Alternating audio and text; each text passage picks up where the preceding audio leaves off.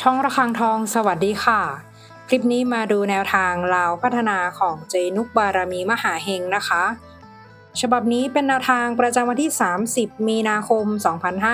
2569ค่ะลาวพัฒนาวันนี้เจนุกให้เด่นที่7ฟันที่7นะคะ